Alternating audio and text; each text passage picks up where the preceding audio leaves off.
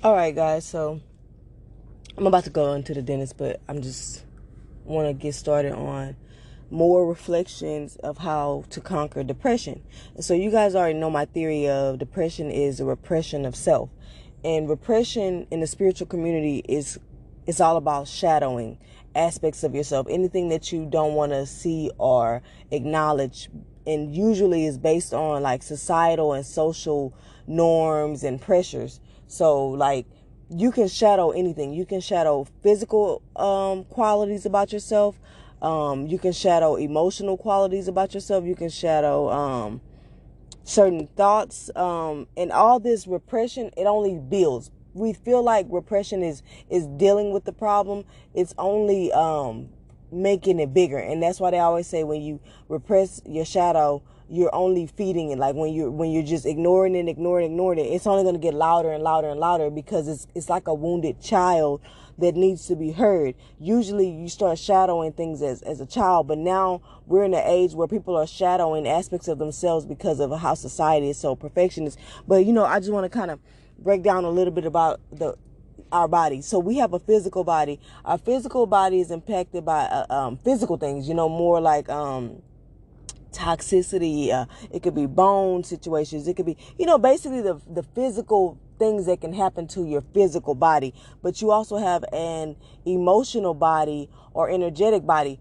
So that's like the subtle body, and people look at it as like the spirit, or the it's like a life force energy that's flowing through your body, and it's governed by emotions. So a lot of people kind of go straight to the chakras, and that's like the 7 chakras, the root, the sacral, the solar, the heart, the throat, the third eye, and the crown chakra. And so those are like the main centers of energy within your body. But you also have little other energy centers, or people call them mini brains too, because they house information, memories, wounds, emotions.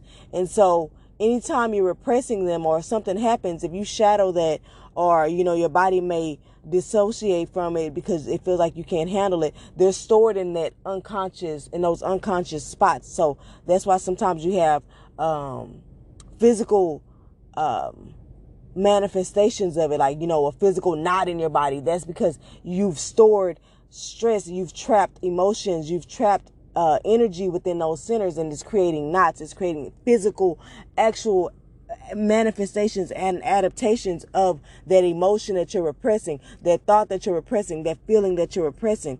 But so you have to get to know a lot about your body, and that's how you integrate it, the awareness and the recognition of it. So you have to get to know your spirit, which I kind of I consider that more of like your personality, what your body likes, what your spirit in general likes. And your spirit consists of your physical body, your emotional body, your inner child, your ancestral trait, which is also what I call the old soul. So different things, different aspects of who you are, you have to figure out what it likes and what works with it, and not be so held to rigidity of, I'm black, so I can't do this, or I'm a girl, so I can't do that. Not being so stuck on and in the box of what you can and cannot do, to liberate yourself and liberate that spirit and give it healing and expression, which is the counteractive healing aspect of depression. Depression is a repression of self. So the opposite of depression is expression. And the way you do that is by, honoring and acknowledging the things in your body that you have shadowed for so long, that you have repressed for so long. So on today, I'm going to clearly do more episodes specifically on, physical, or the getting to know your spirit. But today is mostly going to be about the emotions, the physical, like the actual emotions of like sadness, anxiety, depression, anger, and how, we can get to know those and honor them and recognize them and release them and regulate them. Because a lot of us have been going through life not even understanding basically what an emotion is, other than the ones that are socially acceptable. So I'm just going to stop it right here, because I'm about to go in this dentist office and then I'll come back and get back with you guys. You won't even really feel the wait, because I'm just going to pause it, but whatever. All right, guys. So I'm just now coming out of the dentist appointment, but I have to go back in for a root canal. But I'm getting very intentional about my healing, and that's holistic. So that's any physical things within my vessel, my body, taking care of that, everything.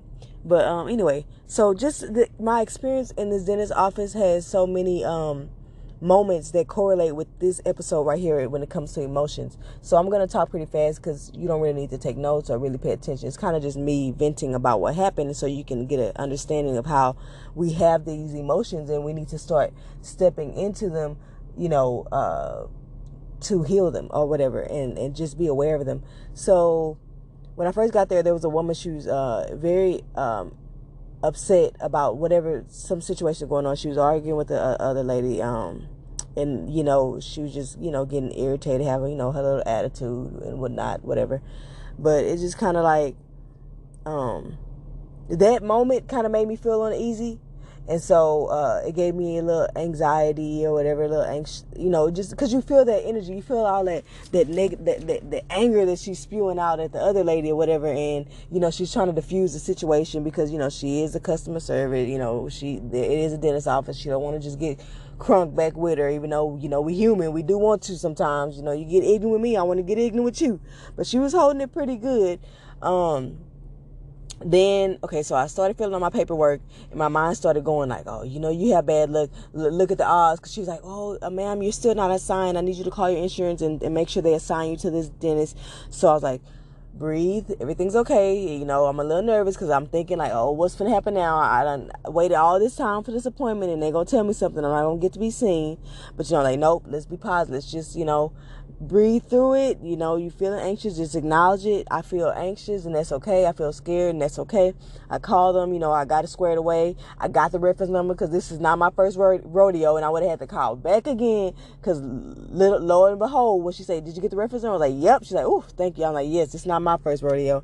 So got that, and I was able to take a sigh of relief. It wasn't as bad as my mind felt it was, you know what I'm saying? And then I went to the back, and I was like, I noticed I do have a little anxiety when it comes to like the medical, like, going to doctors, going to dentists and whatnot. And I'm like, okay, I'm acknowledging this feeling. I'm grinding my teeth a little bit more. I'm, fiddling my feet. I'm kind of feeling a little tightness in my chest, or my stomach's feeling a little queasy, a little nauseous. Like I'm kind of feeling these things. I'm becoming aware of my body. I'm stepping more. I'm feeling more into the emotion. And I'm like, okay, let me breathe. Let me breathe. Through it. And just, take my time and I cracked the joke with the lady, trying to make light. These are icebreakers. These are things you can do to kind of tap into more of the human qualities of yourself and to get out of your head and to just honor those feelings, but that joke is a little bit of that stress management or whatever. So, but the breathing and just allowing myself to sit and just acknowledge that I do have a fear, and that's okay. It's justifiably so to have a little bit of anxiety to, get, your teeth seen and just not knowing what's going to happen. And so I made it through that. Okay. That everything was not so bad as I thought. I have a lot of dental work because I want to say neglected because I've let it fester for so long for financial reasons, and I still have those financial reasons, but it's like I'm at a point now where it's like you have to just take the risks, pull the loan, do whatever you have to do because you're walking around in pain, you're walking around not being able to eat on this side, chew this way or whatever because of money. And it's like, this is why I say as Black people we need to be aware that money is a channel to healing, to getting the things we need. It is okay to want money, to need money, because in this world it is set up where you cannot do a lot without it. So stop stopping yourself by feeling you can't have this or can't have that or whatever. But anywho, so then at the end, she's doing the estimate for all of the work that I'm going to need done. And, my stomach starts really turning. And that just lets me know, like, I have a lot of money blocks or a lot of, deep-seated feelings when it comes to money and, like, oh, I'm going to have to spend this and this is going to have to come out of my pocket. And so I just breathe through that. I started getting that tension in my back. I started, like, kind of swaying, like, kind of doing like I don't know, where you kind of rotate your abdomen around, like it's like if you were doing a cat-cow yoga pose. For people who do yoga, they would know, like, where you arching, you're standing up, but you're kind of moving your body in like a belly dance, like a circle in a sense. But so I was kind of doing this discreetly, of course. I don't want people looking at me like, what the heck is she doing? But just honoring what my body needed. My body was feeling that fight or flight, that anxiousness, like thinking that something was in danger, and that's what fuels those thoughts in your head. But I just want me doing those things, honoring my body, giving my body what it needed, to kind of help manage that stressing and move through that moment of stress. And it's just like saying my little mantras, like everything is okay. And this is an enactment of what I'm about to break down more in detail. But this is just me living out what I'm telling you to do. Like what I do. This is example, a real time example of the things that I'm going to be telling you to do in the as I go through like my little idea of how I work through emotions and everything like that. So I guess we can get right into it. And this is a attachment to stress management. This is an attachment to conquering depression. Like I said, we have multiple bodies that you can consider within our human vessel or system, which is the mental body, which is governed by like your thoughts. It's what interprets things that are in your body. It communicates with your body, and your body communicates with it. Everything is interconnected. Then you have your physical body, like I said. Then you have your your energetic body or your subtle body, and all of them are governed by emotions and experiences and traumas that you've gone through. They kind of affect your nervous system, affect your mind, affect everything. So it's like I said, it's all interconnected. You can't have one without the other. Like my good sis Raquel Mitola said, she's like, it's like the arm. If you break the arm, it's still a part of the body. It's still going to affect your functioning is going to be off if you have a broken arm or whatever. Just kind of a little metaphor, analogy, whichever one it's called. But so let's get right into it. Like I said, conquering depression is about de-shadowing self. Everything that you've repressed, bringing it back to light, bringing it back and integrating it within your system, becoming whole again. The mental body, physical body, energetic or subtle body, the aura, all governed by the human emotions and experiences. How to get to know your emotional body. Learn how to recognize, express or honor, and regulate them. So the first step is awareness. The first step to stop repressing them is to come to terms and admit to them. We try to psych ourselves out of believing what we have these emotions due to social pressures to seem perfect or put together, burying everything deep down into our unconscious shadow, only making it bigger and bigger until that dark cloud that hangs over our head becomes stuck there, so big that it engulfs us in it. And that's what depression is. You're in this darkness because everything about yourself you have perceived as darkness. Everything about life you have perceived as negative, because that is how your body and your mind has communicated and interpreted it, and you don't know how to get out of that. Some of the hardest ones to admit are due to unfamiliarity or denial or numbness. So you have difficulty discerning them, like judging whether this is life or death, this is extreme, really, is it truly dangerous, is it, or is it just my mind making me feel that way, or deciphering your feelings because they become foreign. So your feelings become foreign or unrecognizable. These emotions, some of the hardest ones to admit to are when you feel scared,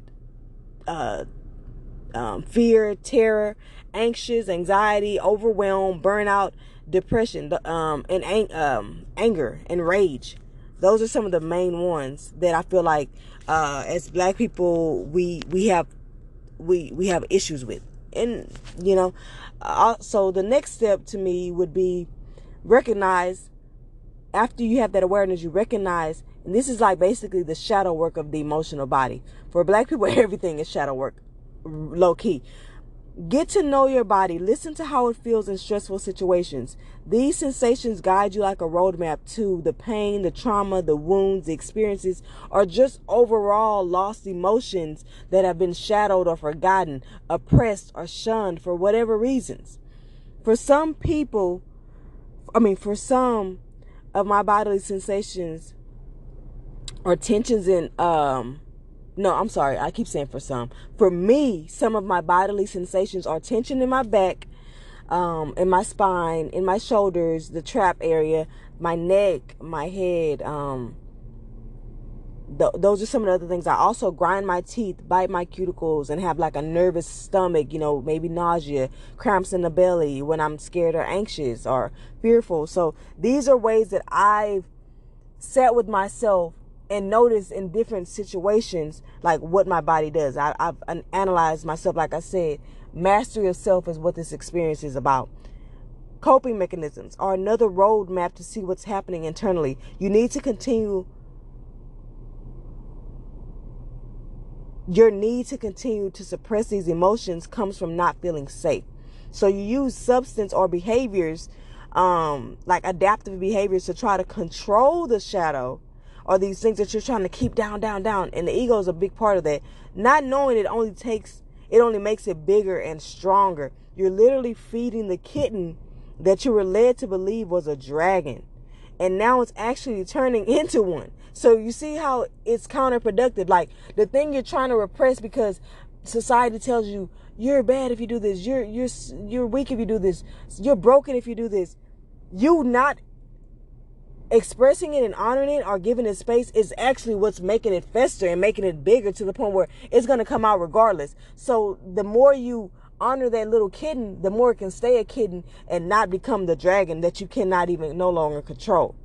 Look at your thoughts that run in your head that lead you to shop, binge eat, drink, smoke, pop pills, whatever you do that are, considered more addictions or unhealthy coping mechanisms. Because don't get it twisted. Coping mechanisms are not bad.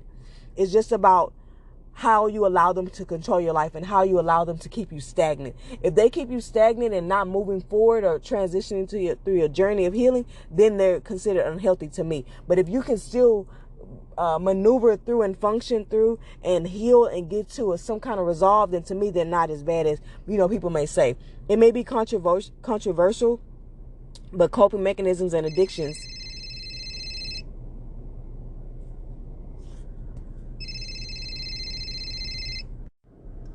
all right, guys. Yeah, so I'm back.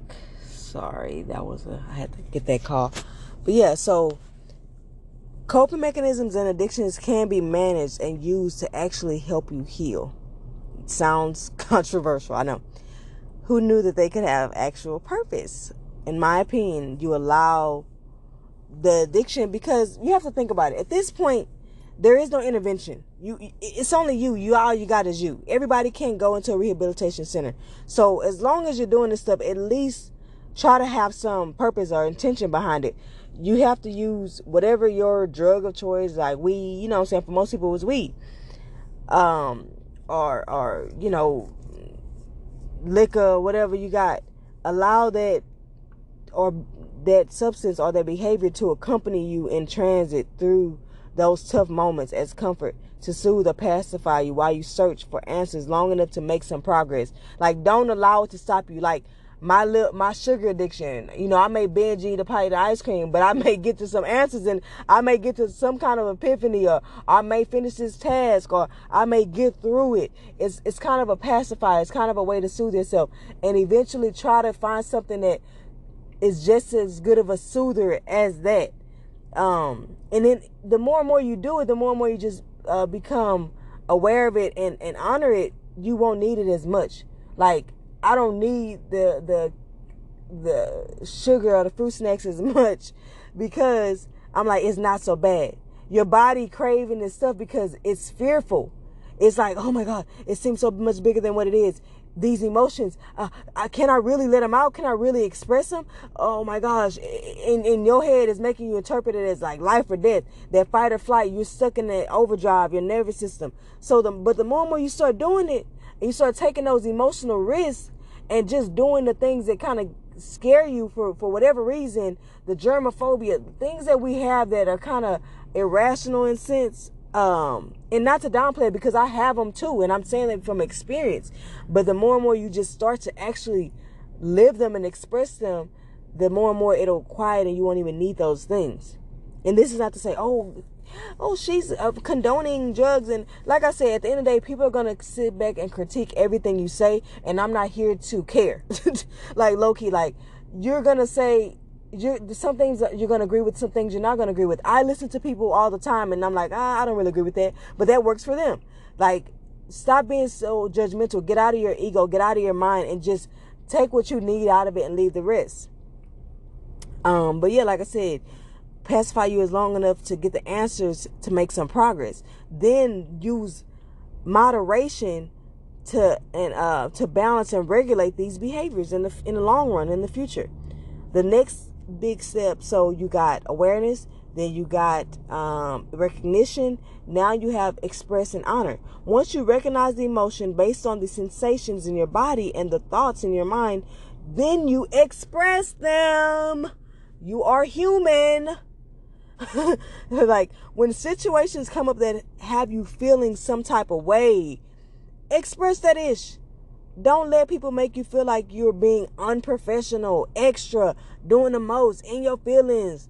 All these narratives that make us retreat back into that sunken place or the closet of repression of self. You are allowed to feel. It's okay. That's how we learn and experience life. That's the beauty of being incarnated in a human body, full of sensations. Enjoy that ish. Lavish in it. Sit with them. Sit with those emotions. Give them space. And know sometimes emotions come up and don't have a clear reason. Like, it's not like, oh, I'm at the doctor, so that's why I'm nervous. Sometimes you may just be in your bed and feel like, man, why am I waking up and not, I'm not feeling, 100%. I'm feeling a little depressed today. Or, let me honor that. Let me not like, oh, shake it off.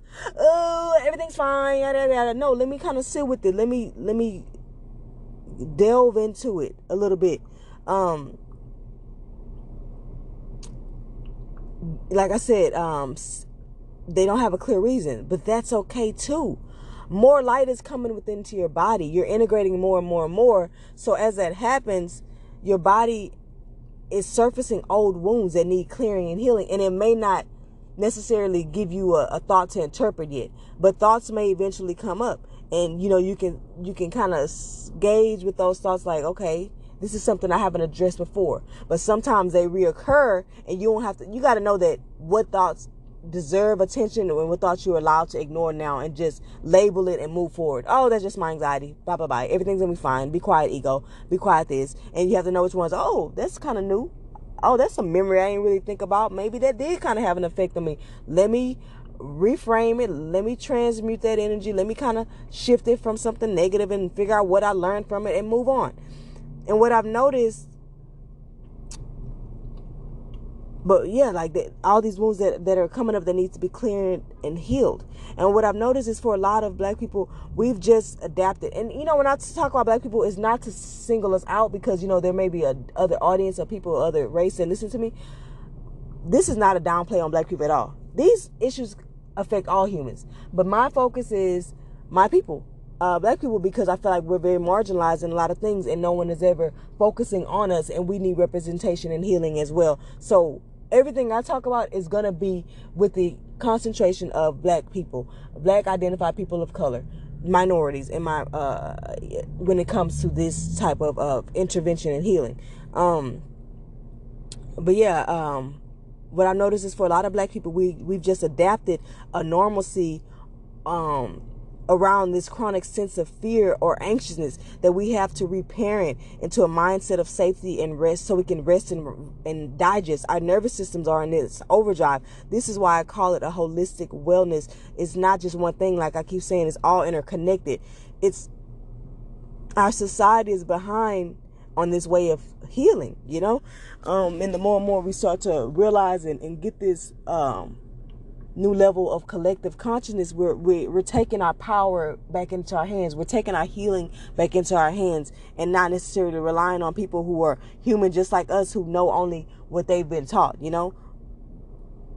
When you keep God in your life and keep God first, your world opens up to a whole new level of realization. Get out of your head and relearn how to communicate.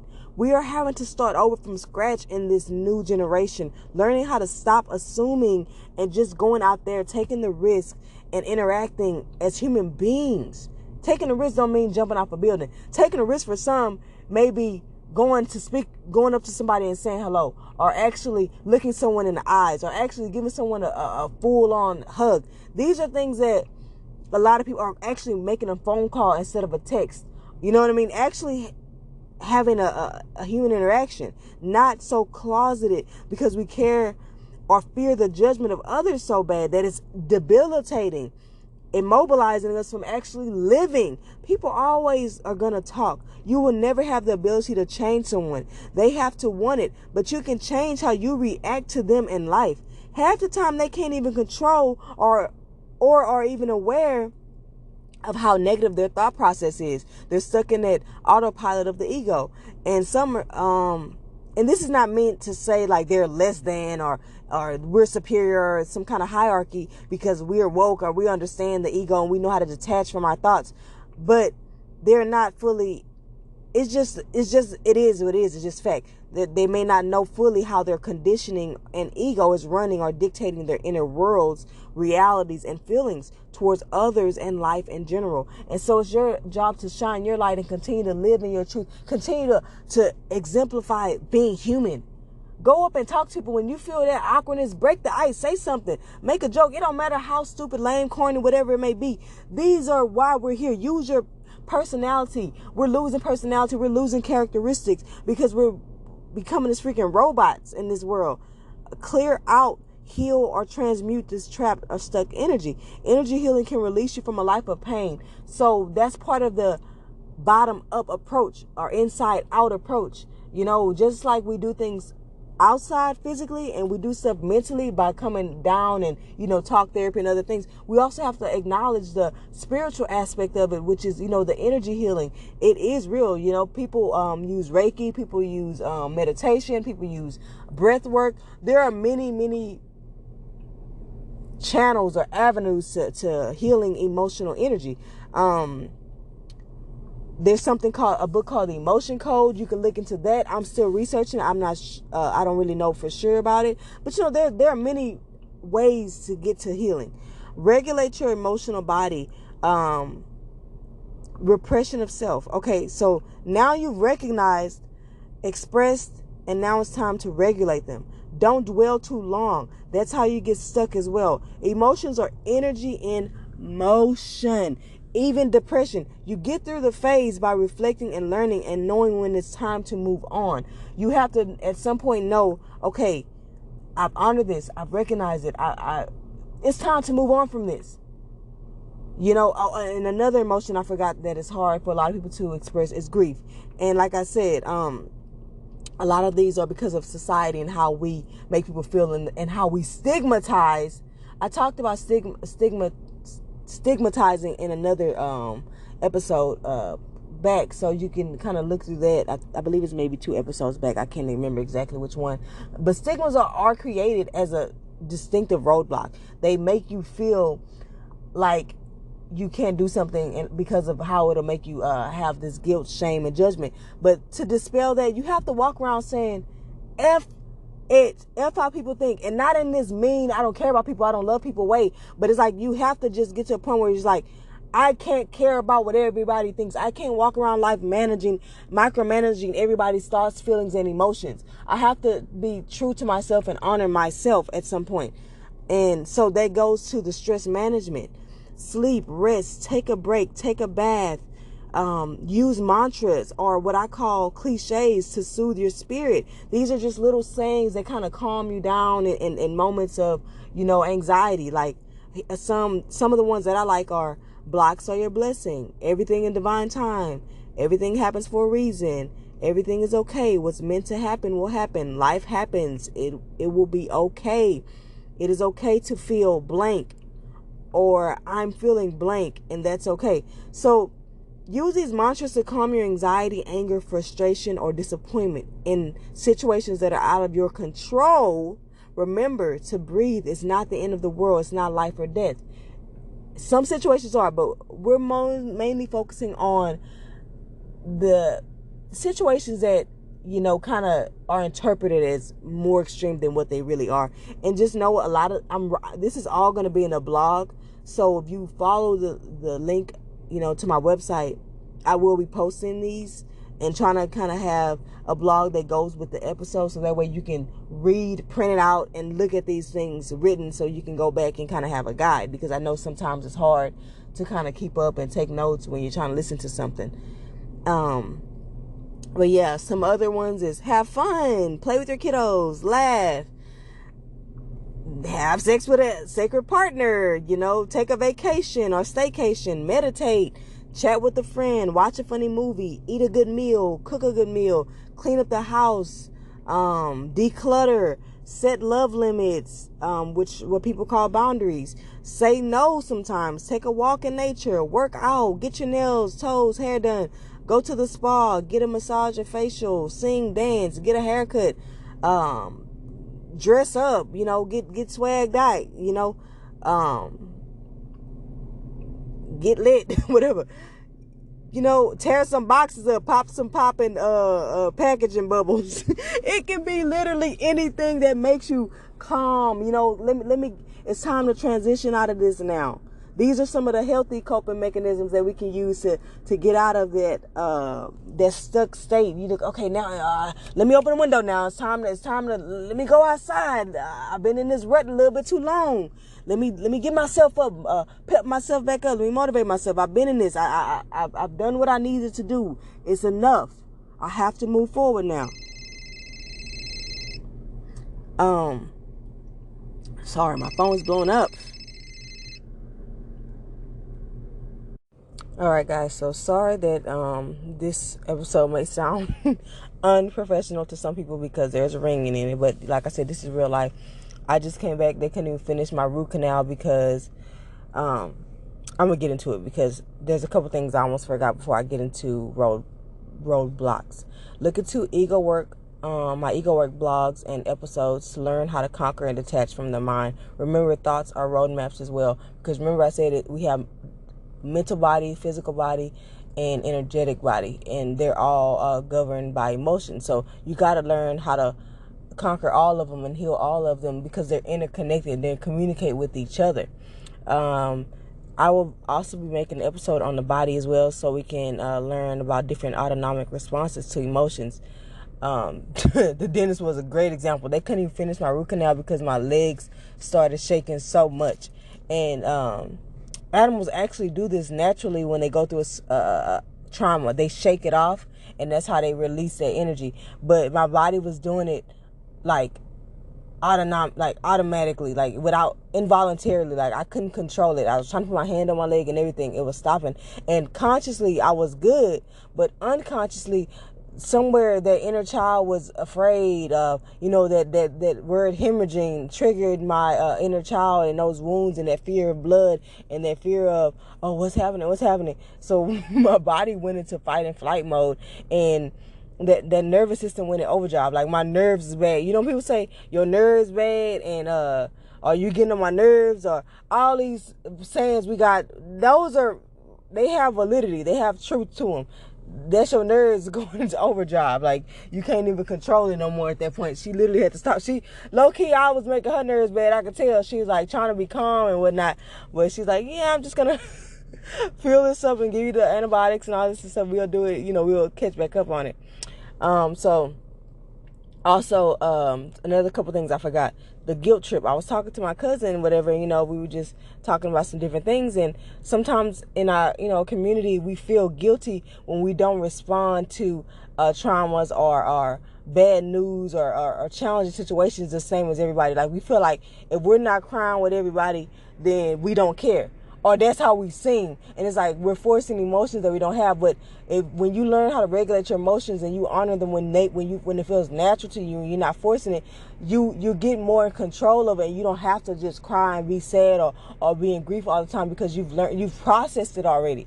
You've let it go, and you don't have to dwell and hold on to those low emotions forever, just to feel a sense of, oh, I'm showing some kind of camaraderie or some kind of support. You can be there and just be that backbone. Be strong. If you've already processed that emotion that you based on the situation or circumstances, then it's okay to let go and not have to cry and match everybody's energy, especially when it's low energy. You know what I'm saying? because basically that guilt trip, it deregulates your emotions, because you feel if you don't show you care or your pain in the same fashion, then you don't care. And another one is triggers. Triggers is basically the method behind the recognition step. So when things happen and you're triggered, it's another roadmap. It's another way to show you, okay, this triggers me. This is kind of like a shadow of mine. So it helps you recognize your emotions or whatever. Next, you got the roadblocks in our culture, community, and society, de-evolving from human to robot. That's my interpretation. Being this strong black woman or man that's very dysfunction is not the word I'm looking for. It's destructive, because you uphold this image, and it leads right into perfectionism, the ideal persona, this image, this mask that we wear, being a saint, a nun, positive all the time, having everything together. And it's like these things are detrimental to our emotions, because if you have to look like those things I just listed, then you're definitely going to be repressing your emotions, because life happens and everything is not going to be peachy keen. Life is about the good, the bad, the beautiful, and the ugly. And like my husband said, it's about embracing and enjoying even the bad and the ugly. Like finding a way to love the storm. Like even when it's raining, it's still a beautiful day outside. Just because it's not sunny does not mean it's not a beautiful day outside. You know what I'm saying? So,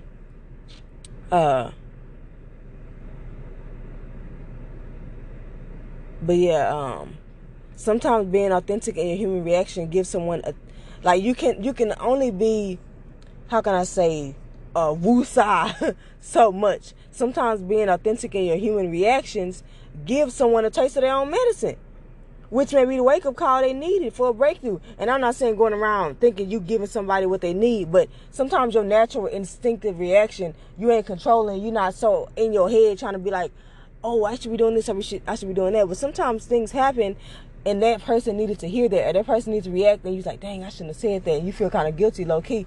But later on, you may think, that person may come to you like, you know what, I thought about what you said, and it really woke me up. You never know what may happen. So everything is happening for a reason. So sometimes you put into situations to make you honor your emotions or release your emotions. Shoot, me going to the dentist, I needed to release that fear. I needed to sit and give space to that fear and that anxiety, and realize, like, dang, how bad that fear needed to be released. That was a trapped emotion. Social media is another roadblock that perpetuates that perfectionism, this false idea, this tunnel vision, or only like just seeing a glimpse of a person's reality or life, not really seeing the behind the scenes and the truth of the fact that we all go through challenges. And this is what fuels the ego, because it's like you seeing this couple and they posting their lovey-dovey pictures, but they have challenges too. And you go home and compare and getting, why you can't be like such and such? Look at their relationship. Only going by pictures you see on this, or only going by how they act in front of you, not knowing what they go through at home. And so that's basically like what social media doing. It goes along with technology. It's turning us into these robots, feeling like in work, like that goes with that professional. Don't come to work with your emotions. Leave that at home. Why? We're human. I'm not saying go there and just be taking out on everybody, but maybe you don't want to smile 24/7. Maybe you don't want to be just happy at that moment. Maybe something really drastic happened, and like I said, it's not about dwelling, but you are still human and you are still allowed to express yourself. You know what I mean? We need to learn how to get comfortable with being uncomfortable, and that's really what it's all about. We don't know how to react. We feel awkward and whatnot about how people going. We see somebody crying and we start feeling awkward. We see somebody arguing, we start feeling awkward. And it's like, just tell yourself they're human. They're allowed to feel what they're feeling. You know what I'm saying? The ego, that's why I said do the ego, look into my ego work stuff, and I talk about the monster mentality or the henchman, and I'm going to do a specific episode on the monster mentality and how it's a roadblock for us, like how it manifests, and blocks us from a lot of things in this society. But how it acts as the henchman, or like this bodyguard that keeps people afraid to express themselves, not feeling safe. We subconsciously are in this autopilot state, going around, cruise. We on cruise control, just telling people our 2 cents, being judgmental, and we really don't want that ourselves. We ain't even really thinking about what we saying, and we over here trying to micromanage everybody's emotions and behaviors and reactions, and we don't want that ourselves. We're just acting out, perpetuating this system of living that's not helpful to anybody. And I kind of said this already, the work culture. So yeah, basically that robot stuff, making us feel like we can't be human and have emotions. Media depictions. This kind of goes with the persona again, but in the media we see, especially within our culture, like seeing black people like, oh, when they're expressing this or when they're doing that, they're weak or they're lame or that nigga soft or this female, she got a bad attitude, she a bitch, or all these things that make women and men internalize, especially black men and women internalize certain things and not feel like they can express their emotions, or women feel like they can't be assertive or angry because they've already gotten this stigma attached to them that they're the angry black female, when we have justifiable reasons to be angry. Be angry, be enraged when things happen. It's not about the emotion. I always say it's not about the emotion, it's about the behavior. You can do and say whatever you want, long as you're not hurting nobody else. That's your business. You know what I'm saying? But yeah, so this just wraps up everything. I hope that you got some good juice out of here, and you kind of have an understanding of emotions, and now you feel a little bit better, more comfortable with expressing them. And like I said, just stay tuned for more videos and more content. I'm trying to help the community get back to living and being human, and getting out of transitioning from being stuck in your head, and getting more into living and looking outside and just seeing the light and just seeing how life is a wonderful thing, and it comes with ups and downs and challenges, but it's not as bad or as scary as it may seem. You know what I mean? So love you guys. All right, that's all right, y'all. So today I want to just kind of share a story and talk about stress management and stress, especially for black people, especially in this time right now that we're in, with the whole whatever pandemic and whatnot. But so let's see, how did the story go? What happened? So I went running. If you listen to my Monday morning motivational episode, then you'll know that I went running, and then after that, I do sometimes get headaches when I run in the heat, and haven't run for a while, like a week or so.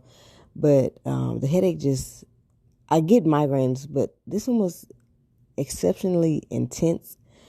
And they're always intense, but it was even more intense than usual. And it didn't seem like the source was something, like usually I feel like there are many triggers for my migraines, but usually I feel like it'll be either heat or dehydration or overworking. Like, is my body trying to tell me you need to chill out, just calm down? Because migraines are really the only thing that put me out. Everything else I kind of can muster through and still do what I got to do. But when I have a migraine, I can't drive, I can't clean, I barely can even maintain, my son. So I have to have thank God my husband will be around or something like that. But this one, it was more like I started realizing, I'm like, dang, it's this tension that I've been having in my shoulder for over almost a year, since I've been saying I need a massage since last year before my birthday. My birthday's in November, so even before that, I was saying I'm gonna get a massage in November. That year passed, didn't do it. I've been saying it all this year, I still haven't gotten it, and then so it was just so debilitating, this migraine. I ended up going to the ER the next day, even though it kind of had went down. But that whole night, I really couldn't even sleep. It was just horrible. But so I went, and they just like, okay, we'll give you this pain medicine and what else? Muscle relaxer. And so I was like, okay, that's not going to solve the problem. That's just like a Band-Aid, which I already kind of expected. But I thought they were going to, refer me to some kind of physical therapy or something. They're like, well, it's probably because you were dehydrated or you haven't ran in a while, and the muscle spasm. I'm like, that could be it. But that's still not going to solve the problem. I need this pain to go away. I have no range of motion. So I decided to go to the like to get a deep tissue massage because it was really like necessary. Like for me, it was like excruciating. So I did that, and when I tell you that knot had grown, like this is, I feel like a knot that has been there my whole life. It's like 30 something years of stress that built up into these knots that are in like my trapezes or like the shoulder muscles. And oh my gosh, like it wore the therapist out, like the masseuse out. They had to go out several times and for a break because that's how bad that like my body was so tense, and neck and shoulders and all that triggered the headache because it's all interconnected. And that just kind of just shows you too like how interconnected the whole body is, and just life in general. But so that made me feel like a lot better. But it just kind of goes to show you, this is all to say that when you have stress, notice when you're feeling stress, where in your body that you hold that stress, because you can be walking around so like blind to where you have been holding this stress in your body. And this is why they say like trauma and all these things are housed in your body. And so when you're carrying it, it sends signal to your brain. And this is when the thoughts come up, and then the thoughts communicate back to the body. And this is where you feel like you're always in this fight or flight, constantly this survival mode. You're not ever able to rest and digest, or relax, in other words. So yeah, I was just trying to rub this little knot, and it made like my body's like, okay, spirit, you finna go, you finna have this headache forever, or you finna go get it done, taken care of, or whatever. So yeah, just whenever you're feeling stressed, kind of notice where you're holding that stress. Like, is it in your shoulders? Is it in your back?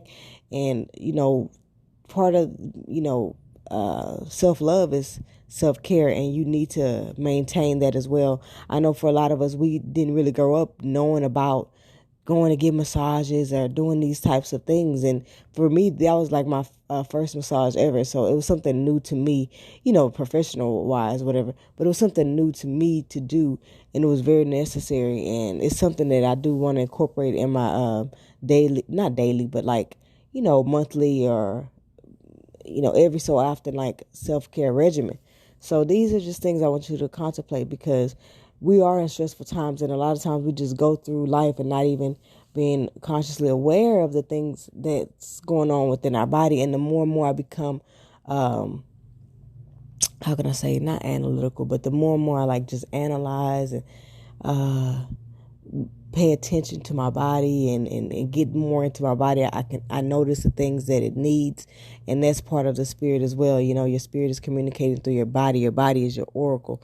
So yeah, just kind of maintaining. There are a lot of things that you could do to manage your stress, and I'm working on a video right now to kind of add on top of making the mundane things have meaning, because they can serve a purpose of stress management.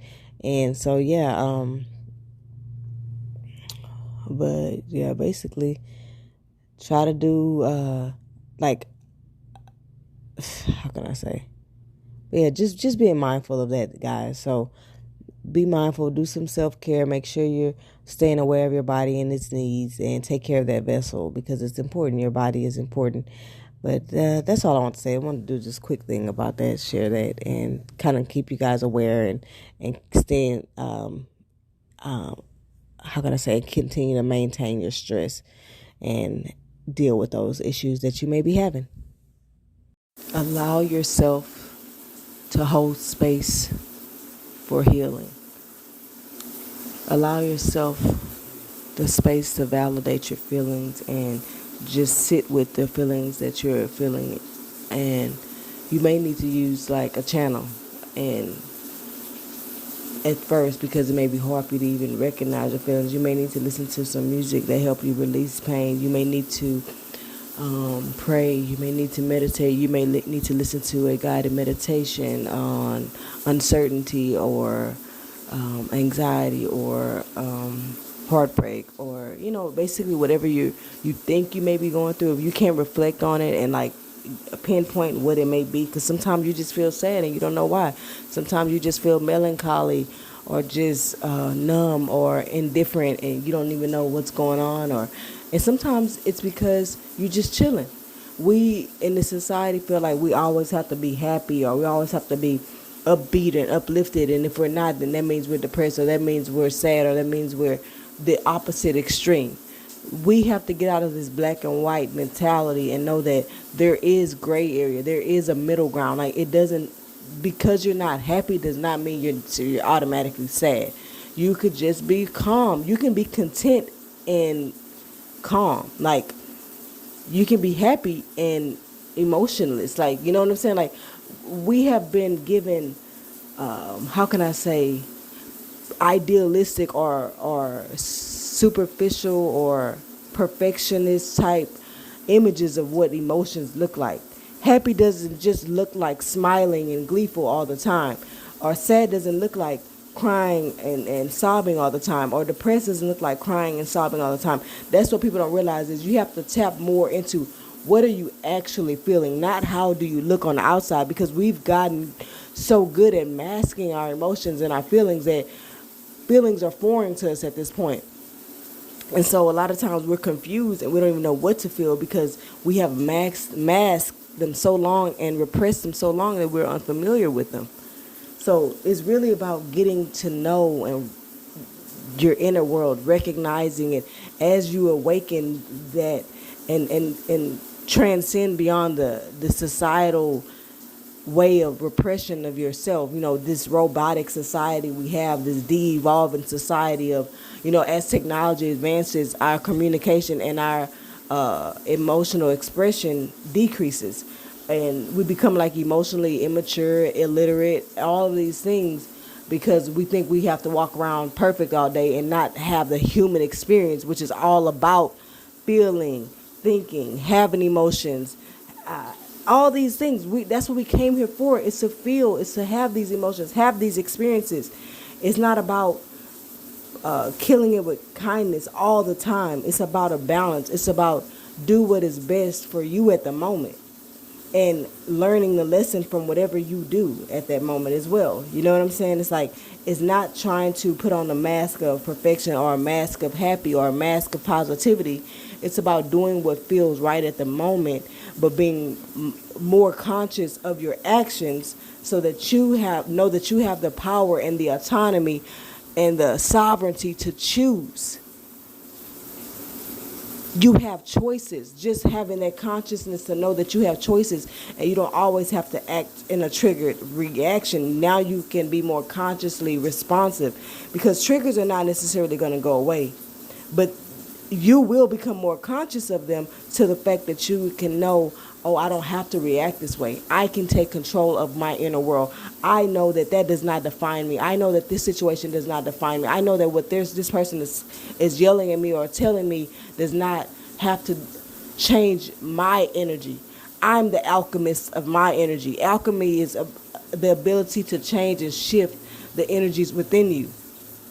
So once you have that consciousness, you're now connecting the mind with the body. And so now you're able to control how you react and how you do things. But in a situation when there's not a person involved, it's just becoming consciously aware of what you're going through, and allowing yourself the space to feel it. Because people don't realize emotions are energy in motion. So we're not robots, we're humans. We have waves. You may be sad for 2 hours, and later you may be hyper, and right after that you may be crying. This is more normal than being happy 24/7. But that's the misconception. We have been fed that in the depictions and the energies that, or the images, the social programming, that we think, oh, something's wrong with me if I'm sad today. Something's wrong with me if I wake up and I'm just not feeling it today. No. The more and more we are open and honest with the people around us, and we just are we don't have to put on this show of I'm good all the time. No, it's okay to say, you know what, today I'm really not feeling it. Like, bro, I don't even know why, but that's where I'm at right now. And just accepting people for where they at, because it's a reciprocity of healing. So the same way we want people to accept us and take us for where we are at the moment, and not make us feel pressure to cheer up, we have to extend that same courtesy, in that when they're going through their thing, we can accept them and take them for where they are. And if you're hearing something in the background, because I'm literally in the restroom, about to get in the shower. So yeah. I don't know if I'm even use this one. I may re-record this into my whole initial video, but I may add it as a segment of it's okay to feel, and that's the basic message behind this episode is it's okay to feel. Say it out loud when you're going through that emotion. I'm feeling this, and it's okay right now. That's where I'm at right now. I'm allowing myself. Hold space for yourself if you have no one else at the moment.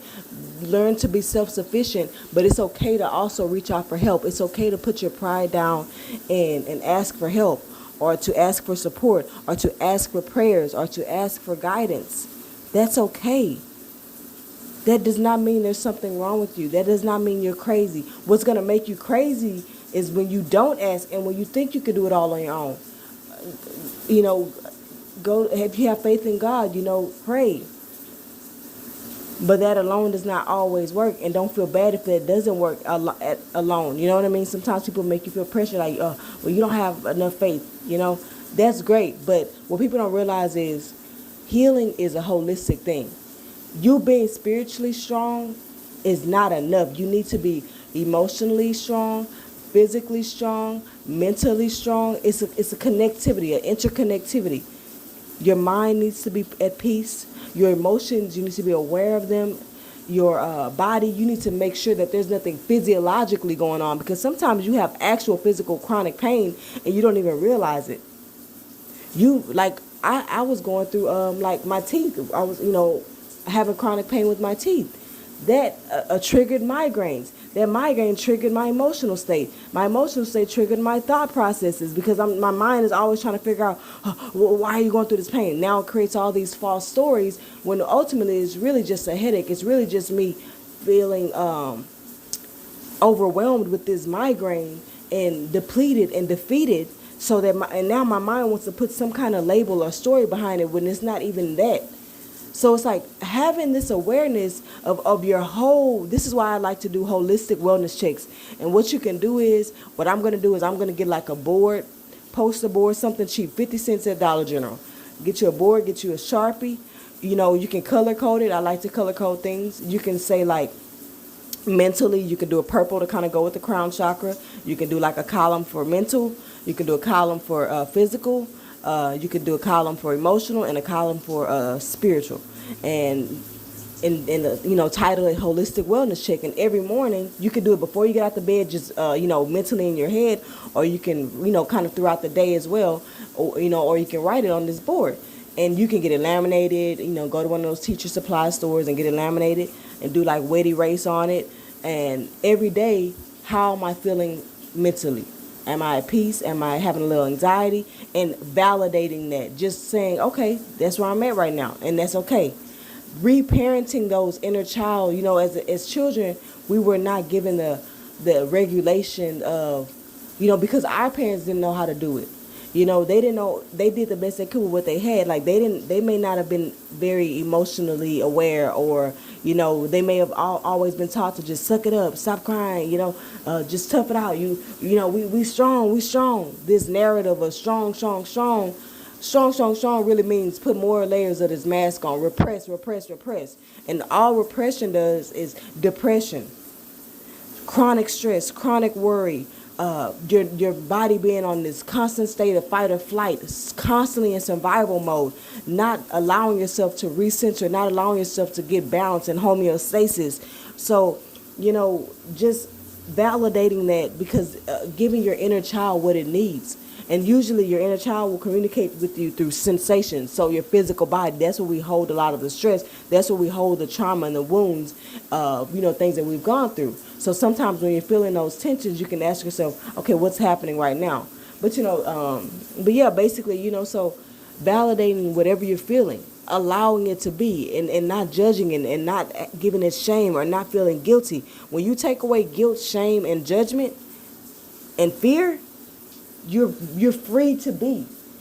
And that's something that we have not been given a lot in our lives. It's just that freedom and that space to just be in whatever way, shape, or form we are coming, whatever way we're showing up, just having that validated. And that's why I feel like vent work is very empowering for me, because it allows me to release the things that I'm going through, to assess them, and just really, that's just releasing that energy. You know what I'm saying? So ask people, are they a lot? Don't just emotionally dump on them, but just asking someone, are you able to hold space for me? Are you able to give? Are you at a state where you can give me advice right now? And if they say no, respect that. Go to someone else, or go within yourself, or look at a guided meditation, or listen to some gospel music, or listen to some inspirational music. Whatever music calms you and allows you to release that emotion. Whatever music. Sometimes even watching a TV show that's sentimental, like, can help you release energies. There's no right or wrong way to do whatever you have to do. Yoga, meditation, stretching. People find emotional release and energetic release in all types of ways. So just being aware of that, and being attentive to your physical body. If you have some kind of physical pain, it may be as simple as, I've been holding my pee for an hour. That's irritating me. Or I'm in pain, or I have cramps, or I'm on my period, or what else? I'm hungry. Like basic necessities. I'm thirsty. I'm dehydrated. I haven't had a lot of water today. Like basic necessities. Even try maybe something like, there's something called ashwagandha root or herb, and magnesium. Those supplements are really good for calming the nervous system. Look into those. I put drops of the ashwagandha. I just started those about 3 days ago into my water. Into my multivitamin. I have a liquid multivitamin, and I'll put that in my probiotic. I have a liquid probiotic. So just getting on your nutritional level. I'm always saying health should be a proactive thing, not something you do when it's too late. So being mindful of that physical health, and your, like I said, it's an interconnectivity. It all goes together. It can't be one-sided. It's a holistic wellness. Spiritual growth is not just about the spiritual connectivity. To me, it's intertwined. Spirituality can't exist without holistic wellness. Like, it's not. To me, it doesn't work like that to me, basically. So. And, asking yourself, how are you neglecting yourself? How are you sabotaging anything? Are you giving yourself the self-love and self-care that you need? Are you listening to your inner world? What is it telling you that you need to do? And sometimes you can't get these answers. So like I'm saying, is just allow yourself to feel whatever you feel. You don't have to know. Surrender and quiet the ego with, I don't have to know what I'm going through. All I know is what I'm going through is okay. My feelings are valid, and they are okay right now. I'm going to get through it. It may be 3 days you may be feeling like this, but the more you allow yourself to feel it, the easier it'll become for you to release them. Because when you don't release them, and when you don't validate them, when you don't do this, you cannot regulate them. You cannot manage them. It becomes uncontrollable, unconscious, out of your hands.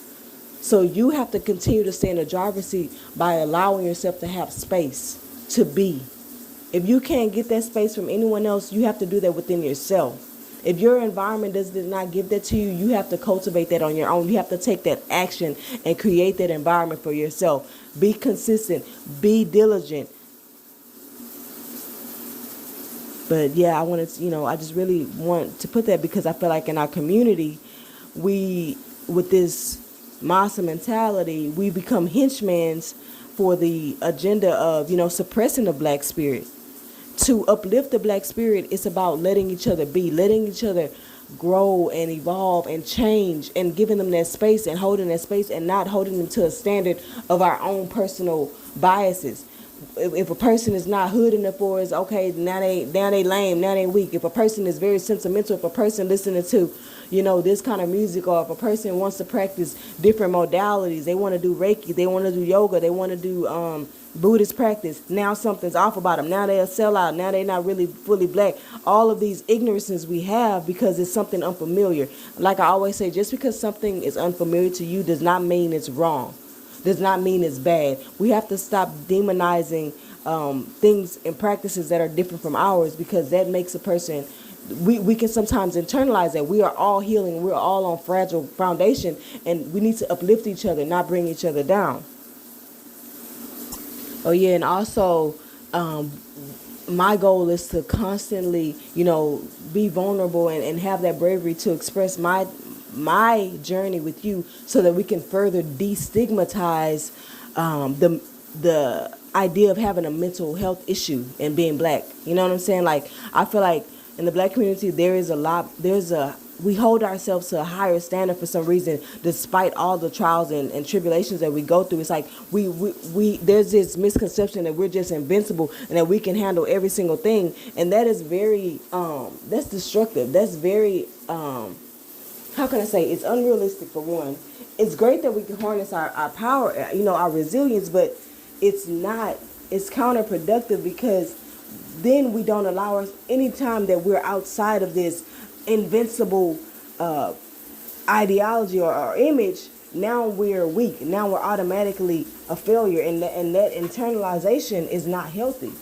It only adds on to the mental health issue. It creates this you kind of start to dissociate, and you may deflect and stop focusing on the work that you need to do within yourself anytime you feel like you're not at that optimal point. When there's optimal, to me, it doesn't mean looking perfect or everything is in order. Optimal to me is allowing yourself to be wherever you are, and knowing that you will eventually get to where you want to be. You know that there's room for improvement. You know what I'm saying? So mental health is real. I know we like to, in our community, like to feel like we're embarrassed or ashamed, even though it's like, it just don't make sense to me. Out of all the people, the race that has been so, we have so many issues with abandonment, oppression, and all this stuff, and we give ourselves the least bit of slack. Like, if anybody has mental illnesses or are going through stuff, it's like, it's us. Like, I'm sorry. Like, why can't we deal with it? We're not dealing with it because we keep wanting to avoid it and say that we don't have it because we feel like it's it's not realistic, or no, we ain't got all that stuff. But it's kind of like, maybe some of us do, and that's okay. But like I said, depression, I know it's sometimes it may be genetic or DNA or whatever, but sometimes I just treat it as a mood, because I like to, like I said, these are energies. Every day we're going through something. So it's just about getting through those moments, getting through that wave of that emotion, allowing yourself to feel it. It's not about necessarily identifying with it or diagnosing yourself with it, but just saying, I'm feeling. You don't have to say I am, because those words are powerful. Don't say I am this, or I'm mad, or I'm this. I'm feeling. I'm conquering. Be mindful of your words. Words carry power. I'm conquering my depression. I'm conquering this emotion right now. I feel sad right now, and it's okay. And these are things that are showing progression, that are showing giving it yourself the space to progress, to change, to evolve, to shift, the alchemy, the transformation, giving yourself that space to do these things holistically. So yeah, as always, guys, someone who cares, a spiritual activist, peace, love, light, and healing energies. Be open to receiving them. I love you guys. Peace out. Keep God first. So my reflection on how we were created. Think of Father God as like a big beam of light. And you hear in the biblical text, like, let there be light. I envision like a big explosion, kind of like the Big Bang Theory, and light seeds just, scatter everywhere. And so the source was God initially, the initial source of light, of energy, and all those particles, spread out into little teeny lights everywhere. And they implanted in the earth, Mother Earth, which is, you can kind of consider the womb. And if you look at like a ankh, or like the symbol of, male, or whatever, like the fertility kind of symbol, is like the circle with the line and the arrow sticking out of it. The line and arrow is like the semen, and the circle indicates the womb, the circular thing. So the earth is like the rounded womb, which the sperm, in a sense, of light seeds were implanted into the earth's womb. And we all manifested as humans with these internal lights within us. Because at the end of the day, when a plant grows, it's still at the foundation or the roots is the seed. So as we grow and manifest into a human form, we still are at the core and at the roots this light. And the thing is, when you think of source as light and people who are in darkness, those are the people who are maybe scattered away further from this source energy. So the further away you get from God, the darker you become. The more shadowed you become, the more disconnected you become. So you are perceived as dark or evil, but the thing is, everyone has light within them. So the only thing to kill a shadow is to bring light into it, correct? All you have to do is get closer to God and connect more with God and reconnect more with God. Then you will have more light. That's why people say when they were like, I found God, they're saved, they're changed because they see life from a different perspective. They see it from without these shades or this dark filter that makes life seem so dense and dark and depressing, as well as themselves. Because remember, the way you see the world is through the lenses of your own inner turmoil. So you have to take the shadow away from yourself to take the shadow away from your reality or from the world as you see it. But yeah, this is just my little reflection. I've thought about this years ago, but I just decided to kind of put an audio to it just to kind of get it out there.